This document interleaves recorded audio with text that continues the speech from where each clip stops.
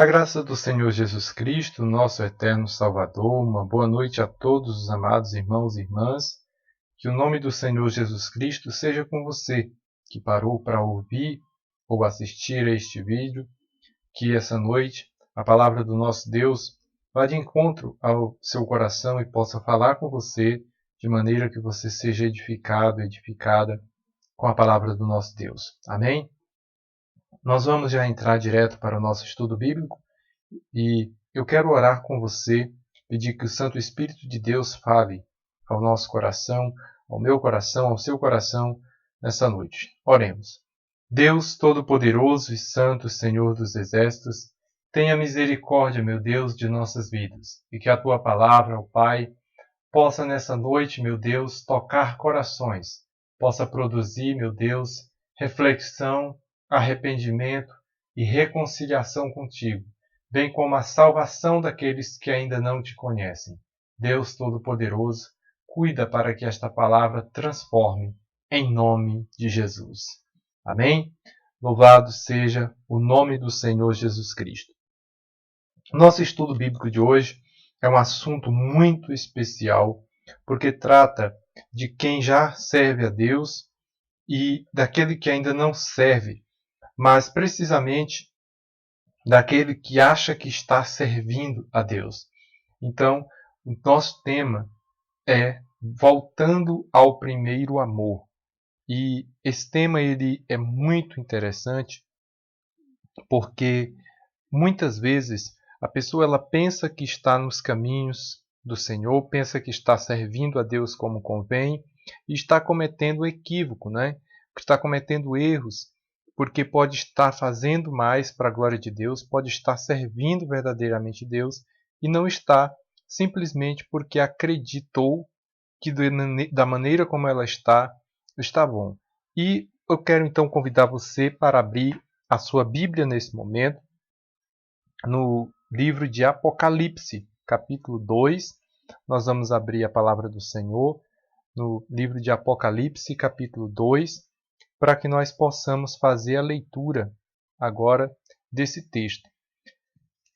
Está escrito a partir do versículo 1: Escreve ao anjo da igreja que está em Éfeso. Isto diz aquele que tem na sua destra as 7 igrejas, as 7 estrelas, que anda no meio dos 7 castiçais de ouro.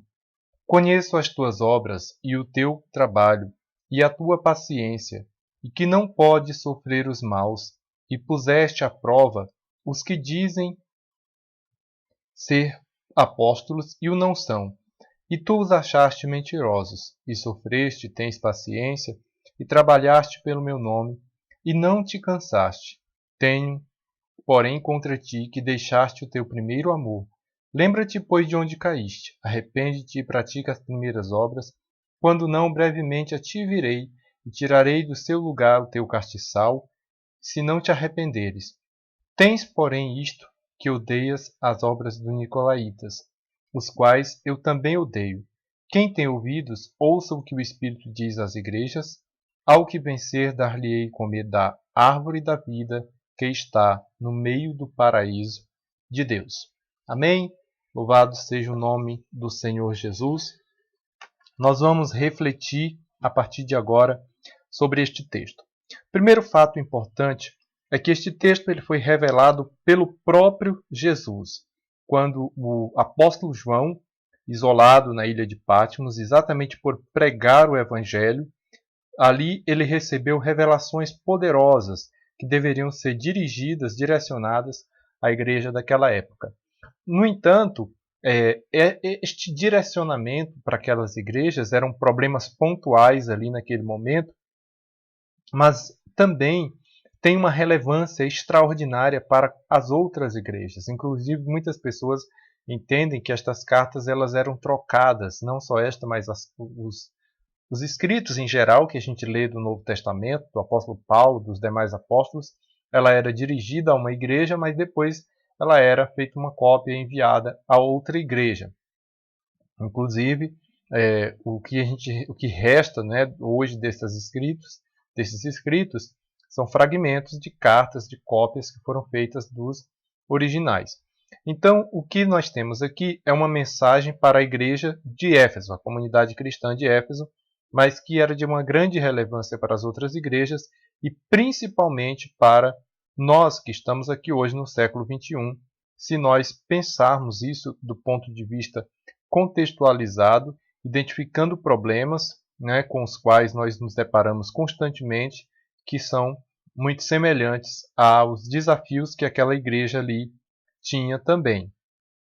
Então, quando a gente vai pensar na comunidade de fé que estava vivendo ali, a gente tem o seguinte, algumas observações que eu anotei aqui para vocês. Primeiro, Éfeso era um centro de administração romana na região conhecida como Ásia Menor.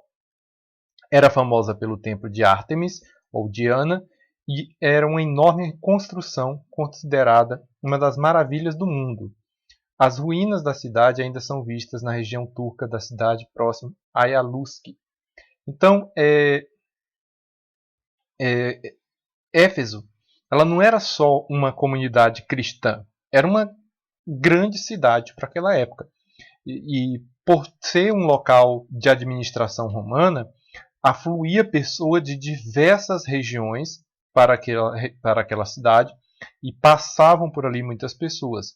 E esse era um dos fatos. Pessoas importantes do setor público romano, de negociantes também, e assim por diante. Ainda nessa questão, tem a idolatria à deusa Diana, que era um grande templo, né, algo enorme, e essa construção admirada, idolatrada, ali havia muitas artes, obras de artes, muitas esculturas, muitas imagens, e as pessoas elas iam até ali por causa dessa construção, então por causa da administração pública, mas também por causa da idolatria, da religiosidade que eles tinham.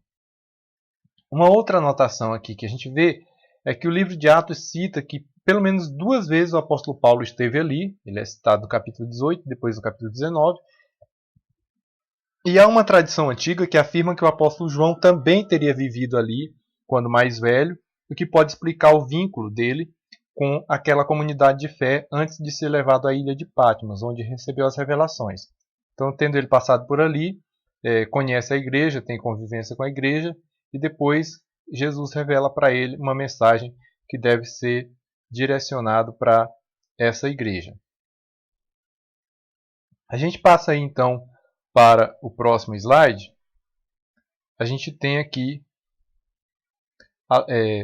que além do apóstolo Paulo, passaram também por ali outros nomes muito conhecidos que cooperaram naquela igreja, como o caso de Priscila e Áquila, que é muito citado nas cartas de Paulo e no livro de Atos dos Apóstolos, Timóteo e Apolo. Mas se havia pastores conhecidos competentes, havia também muitos inimigos do evangelho. Paulo mesmo enfrentou tumultos por causa do evangelho ali naquela cidade, na cidade de Éfeso. Então, se você tem uma cidade enorme, né, que se torna alvo dos evangelistas, não por acaso, porque o objetivo ali é levar uma mensagem de maneira que esta mensagem, muitas pessoas que passam por aquela região, as pessoas daquela cidade sejam evangelizadas, mas não somente isso. Além dessas pessoas serem evangelizadas, a mensagem também vai ser levada para outras regiões a partir daquele lugar. Então, por isso, Paulo, provavelmente, né, é uma das explicações que a gente tem, por isso Paulo escolheu essa região para estar fundando esta igreja tão importante.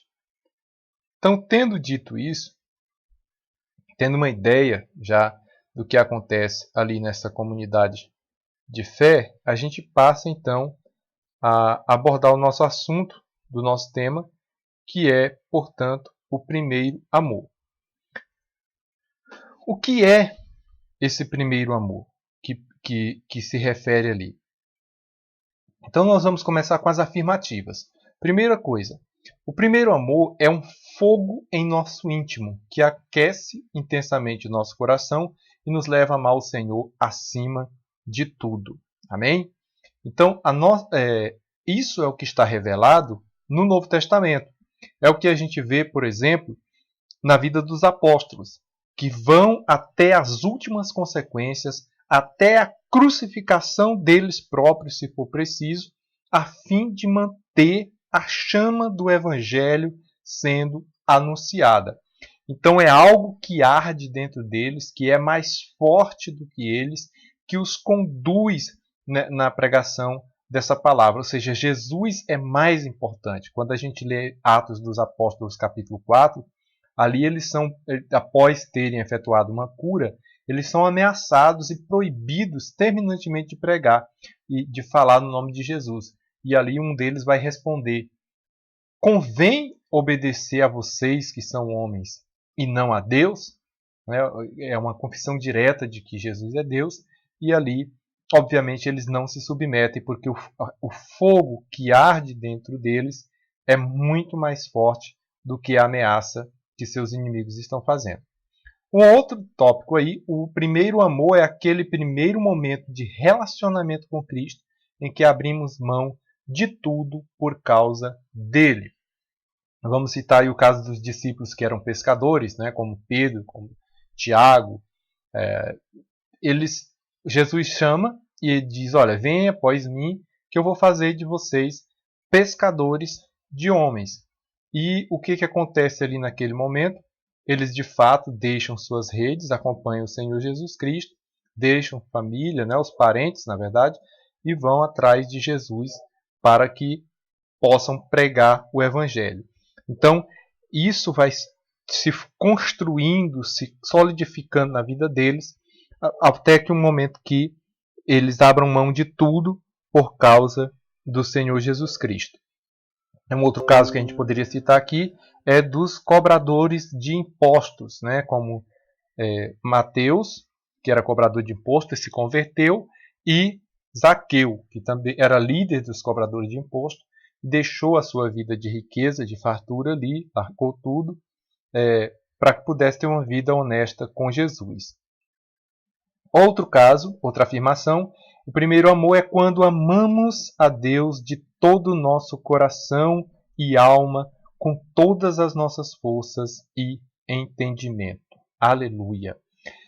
É uma outra afirmação muito forte e que nos remete ao Antigo Testamento, quando Moisés recebe os mandamentos da parte de Deus, que é amar de todo o coração e alma e com toda a nossa força e todo o nosso entendimento.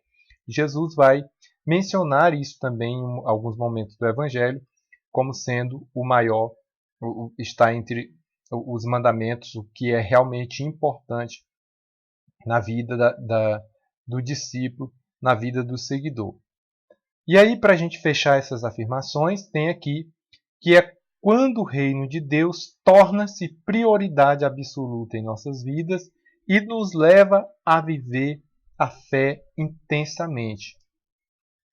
O apóstolo Paulo, por exemplo, tinha uma vida, né, de constante dedicação no farisaísmo. Ele era um judeu extremamente religioso e zeloso pelo farisaísmo, mas quando ele conhece a Jesus verdadeiramente, ele deixa essa tradição e se rende a Jesus e já começa a pregar imediatamente, sendo que nos seus primeiros dias de cristianismo ele já é obrigado a fugir da cidade onde ele estava, porque ali estava sendo ameaçado de morte. Então o reino de Deus torna-se a prioridade absoluta da vida do apóstolo Paulo e ele passa a viver uma fé intensamente. Então esse é o primeiro amor, e é o primeiro amor que a carta lá em Éfeso, que Jesus envia, né, manda João escrever e enviar a Éfeso, é esse amor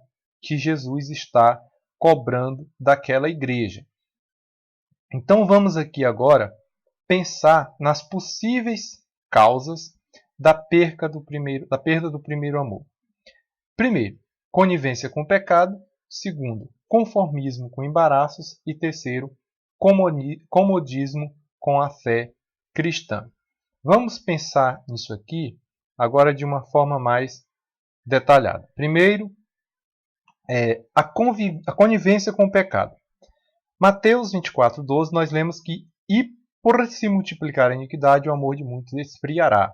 Esse versículo está ali num trecho que fala dos últimos tempos, mas deixando evidente uma verdade aqui clara, que à medida que o pecado aumenta na humanidade, o amor dessa humanidade vai esfriando. Nós estamos em pleno século XXI e vemos como esse texto é atual, como ele faz parte do nosso dia a dia, da falta de amor com o próximo, com o necessitado, dentro da própria igreja, a falta de comunhão, o desrespeito entre os cônjuges, desrespeito de pais para com os filhos, é uma coisa assustadora. Então, isso vai esfriando cada vez mais, as pessoas vão se tornando mais insensíveis e inclusive mais incrédulas, porque como elas veem a falta de amor e as injustiças acontecendo, muitas vezes elas culpam Deus. Onde que está Deus? Por que Deus permite? E assim por diante. Então, a conivência com o pecado vai fazendo com que as pessoas se acostumem, né, com esse pecado e, consequentemente, também esfriem. Um segundo tópico, o conformismo com embaraços. A gente falava ali da conivência com o pecado no tópico anterior, e uma coisa que eu vejo tão claramente hoje é, por exemplo, com o advento da internet, a revolução das mídias sociais, não só trouxe um grande debate para dentro de nossas casas, através da internet, do que é certo, do que é errado, do politicamente correto e assim por diante, mas também as séries, os filmes, as grandes produções cinematográficas, elas trouxeram para dentro dos lares das pessoas essa conivência com o pecado. Então, se antes você se escandalizava ao ver as novelas mostrando como o divórcio era uma coisa banal, hoje em dia as pessoas, por exemplo, se viciam em séries e ficam esperando de um ano para outra temporada, ansiosamente, compartilhando coisas, conteúdos sobre aquela série, onde ali há prostituição, há adultério, há homossexualismo e diversas práticas ilícitas, mas como foi uma produção bem trabalhada pelos profissionais da mídia, fez com que os fãs se apegassem a esses personagens e, apesar desses crimes cometidos pelos personagens, as pessoas ainda continuam defendendo a causa, esperando a próxima temporada e torcendo para que esse personagem, embora errado, se dê bem no final da trama. Isso é o quê? Isso é uma conivência com o pecado e tem se tornado uma realidade cada vez mais comum e faz com que também as pessoas se acostumem de tal maneira que a vida real isso passa a ser também uma coisa natural. Um exemplo disso é o divórcio. Antigamente, um casal se divorciar era uma coisa absurda. Hoje é a coisa mais natural e você ouve os familiares dizendo: larga isso, deixa para lá e tal, arruma outro e assim por diante. E aí vem então o conformismo com os embaraços. O escritor aos Hebreus ele vai dizer para nós o seguinte: portanto, nós também, pois que estamos rodeados de uma tão grande nuvem de testemunhas, deixemos todo o embaraço e o pecado que tão de perto nos rodeia e corramos com paciência a carreira que nos está proposta. Amém? Glória a Deus. Então, muitos cristãos vivem embaraçados e não cristãos também, não é? Pessoas que muitas vezes nós evangelizamos e a pessoa, eu tenho que resolver umas coisas primeiro. E esquece-se que sem Jesus essas coisas não vão se resolver. Tem que se chegar a Jesus e a pessoa que se afastou da fé, que está desviado, que está frio espiritualmente, que já não sente mais ânimo, tem que saber que é um embaraço, que é uma obra do diabo que está prendendo a sua vida distante de Deus, fora da igreja, fora da comunhão, porque o diabo sabe que se você morrer assim, você irá para o inferno. E é esse o desejo dele. Então vamos aí para o nosso terceiro tópico, o comodismo com a fé superficial. Então você pode estar pensando aí, pastor, mas eu não me encaixo nessas coisas que o Senhor está dizendo. Muito bem, então vamos ler Efésios 3, do 17 ao 19. Né? E eu escolhi esse texto de propósito porque é exatamente Paulo escrevendo para Éfeso. Para que Cristo habite pela fé nos vossos corações, a fim de que, estando arraigados e fundados em amor, poderdes perfeitamente, com todos os santos, qual seja a largura, versículo 18, poderdes perfeitamente compreender com todos os santos, qual seja a largura e o comprimento e a altura e a profundidade, e o conhecer o amor de Cristo que excede todo entendimento, para que sejais cheios de toda a plenitude de Deus. Aleluia. Então aqui o conselho de Paulo para Éfeso já é que eles têm que conhecer a Deus, têm que se chegar a Cristo, Cristo tem que habitar a vida deles, tem que encher os corações deles, eles têm que estar enraizados no amor de Deus, eles têm que compreender este amor em todas as suas dimensões, de tal maneira que sejam cheios da plenitude de Deus. E aqui, meus irmãos e amigos, nós temos um grande problema. A maioria das pessoas, elas estão conformadas com o que elas têm. Eu creio em Deus. Eu sei que Deus pode tudo. Esse tipo de afirmação que nós estamos cansados de ver. Mas esquecem-se que a relação com Deus é mais que acreditar que Ele existe. O relacionamento com Deus é mais do que declarar o nome dele por aí. O relacionamento com Deus requer responsabilidade, requer reciprocidade. Deus chama, eu preciso ouvir, eu preciso corresponder ao amor de Deus. E é isso que Paulo vai dizer aos Efésios, que eles têm que ser cheios da plenitude de Deus. E hoje, meus queridos, a falta desse reconhecimento, de sermos cheios da plenitude de Deus, é que faz com que o amor esfrie em nossas vidas muitas vezes. Então, se nós formos aqui recapitular o tópico 1, ele vai dizer que é a conivência com o pecado, ou seja, você se acostuma a pecar e por isso, ou com o pecado à sua volta, e aí vai esfriando na fé, porque você deixa de ser zeloso com as coisas de Deus. O tópico número 2,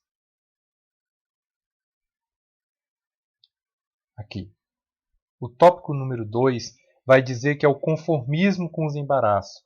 Ou seja, você até recebe a Cristo, mas você se acostuma a andar no erro, mesmo estando em Cristo. E o terceiro é uma fé superficial. Você não vive errando, não vive cometendo grandes coisas, mas você se acostuma com o que tem, com uma vida superficial, com uma fé superficial. E isso também prejudica e faz com que a gente vá esfriando pouco a pouco. Então, quando a gente chega nessa questão, qual que é a advertência que Deus nos dá? Nós chegamos, então, ao ponto que nós entendemos que... Vou abrir o próximo slide para vocês lerem comigo em Apocalipse 2. Olha aí na sua Bíblia ou acompanha aqui na tela também. Lembra-te, pois, de onde caíste, arrepende-te e pratica as primeiras obras. Quando não, brevemente a te virei e tirarei do seu lugar o teu castiçal, se não te arrependeres. Olha só, meus queridos. A igreja de Éfeso servia a Deus. E eu vou te mostrar, no próximo slide, 3 coisas importantes aí. Voltando ainda ao versículo. No versículo 5. Lembra-te, pois, de onde caíste. Arrepende-te e pratica as primeiras obras.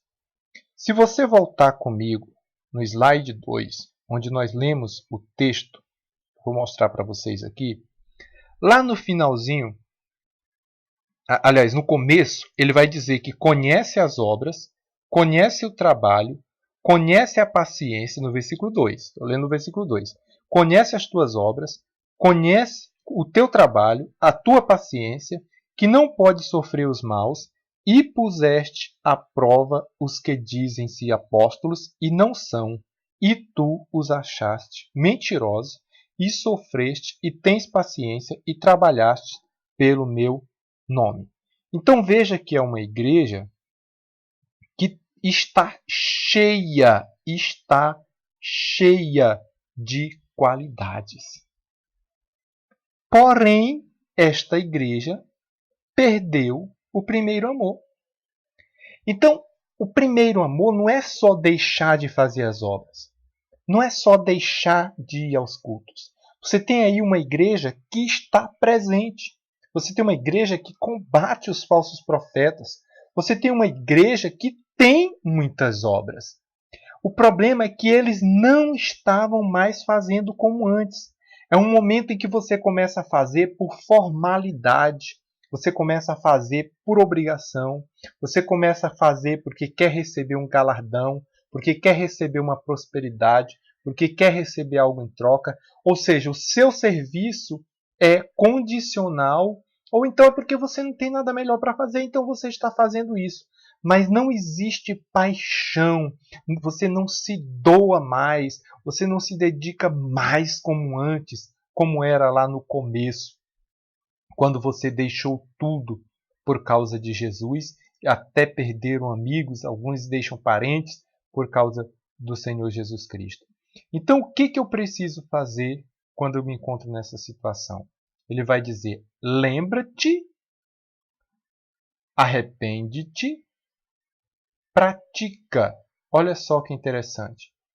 Então, ele precisava, versículo 7, quem tem ouvidos, ouça o que o Espírito diz à igreja. E o que o Espírito estava dizendo aqui à igreja? Para ele se lembrar de onde ele caiu. Para ele se arrepender dessa falta de amor e para eles praticarem de novo as primeiras obras. Ué, pastor, mas eles não estavam fazendo as obras ali? Quanta coisa boa que a igreja estava fazendo? Estava, mas era mero formalismo. Era preciso que eles voltassem a ter a paixão e o amor acima de tudo. E aí eu gostaria então de concluir esta noite dizendo aos meus queridos irmãos e irmãs: ouça o que o Espírito diz a você. Não importa nesse momento se você é da ICP Itaquera, ou de uma outra igreja do MPFA, ou de uma outra denominação. É hora de se chegar a Cristo de todo o teu coração, de se entregar totalmente a Ele, plenamente, para que ao nome do Senhor Jesus Cristo a tua vida venha honrar e para que Ele não venha contra ti e retire o seu Espírito Santo, o castiçal, como ele diz. Então, quem vencer, ele lhe dará a comer da árvore da vida que está no meio do paraíso. Então, eu quero orar com você nesse momento, pedindo a misericórdia de Deus pela igreja, pedindo a misericórdia de Deus pela vida dos irmãos. Então, se você puder ajoelhar-se aí agora, né, se você tiver, não sei onde você está ouvindo este estudo, mas se tiver condições, faça isso. Deus Todo-Poderoso, eu peço compaixão, meu Deus, pela minha vida e pela vida dos meus irmãos. Que a misericórdia e a graça do Senhor seja sobre nós para avivar o nosso espírito, fortalecer a nossa fé e animar o nosso coração em Tua presença. Meu Deus, lança por terra todo obstáculo, todo principado e potestade que tem se levantado contra nossas vidas e nos dá, meu Deus, ânimo e prazer em andar em Tua presença para sermos fiéis e comprometidos com o Teu reino. Deus Todo-Poderoso, dá-nos, ó Deus, sabedoria e discernimento para reconhecermos, ó Deus, os nossos pecados e fraquezas. Permita-nos, Senhor, ó Deus, voltar a Te servir. Meu Deus, que esse primeiro amor retome, Senhor, em nossas vidas e nós possamos nos alegrar em Sua presença, celebrar em Tua presença, invocar o nome do Senhor outra vez, Deus, com fé. Eu preciso da sua misericórdia, meu Deus. Eu preciso da sua graça, meu Deus. Eu preciso da tua palavra se cumprindo em minha vida. Deus Todo-Poderoso, tenha misericórdia de tua igreja e vem despertar, meu Deus, a criança, o adolescente, o jovem, os adultos, meu Deus, todos, ó Pai, que congregam, meu Deus, na tua igreja. Esse que ouviu a tua palavra e hoje, ó meu Deus, está afastado. Meu Deus, toca o seu coração agora também para produzir arrependimento. Que venha, meu Deus, se chegar a ti em inteira certeza de fé e se converter ao Senhor de todo o coração. Meu Deus, opera na tua igreja, opera em nosso ministério, meu Deus, despertando também os pastores, as missionárias, meu Deus, os líderes, os obreiros, os líderes de departamento, meu Deus, para viver esse primeiro amor, para se lembrar de onde caiu, para voltar, meu Deus, a fazer as primeiras obras. Meu Deus, ajuda-nos, eu te peço, em nome de Jesus. Amém. Aleluia, glória a Deus. Meu querido amigo, irmão, irmã em Cristo, eu desejo ardentemente que o Espírito de Deus continue movendo a sua vida, continue movendo o seu coração e que você se chegue a Deus verdadeiramente, viva o primeiro amor que está proposto na palavra de Deus e que a cada dia o nosso Deus te ensine, te instrua para que você dê frutos, como já deu um dia. Você que ainda não dá frutos, que nunca deu frutos, passe a dar esses frutos para a glória de Deus. A Igreja Cristã Pentecostal está de portas abertas às terças, quinta e domingo para te receber na Rua Rio das Contas, número 317. Você pode nos acompanhar também pelas redes sociais, Facebook, Instagram ou no nosso canal no YouTube aqui, para que você possa estar recebendo mais conteúdo, sendo instruído e edificado. Pode entrar em contato conosco também pelo e-mail mpfaitaquera@gmail.com ou pelo WhatsApp 11 942 96 3807. Então que Deus abençoe a sua vida e a cada dia te capacite para ser um servo, uma serva fiel. Em nome de Jesus, é a graça do Senhor.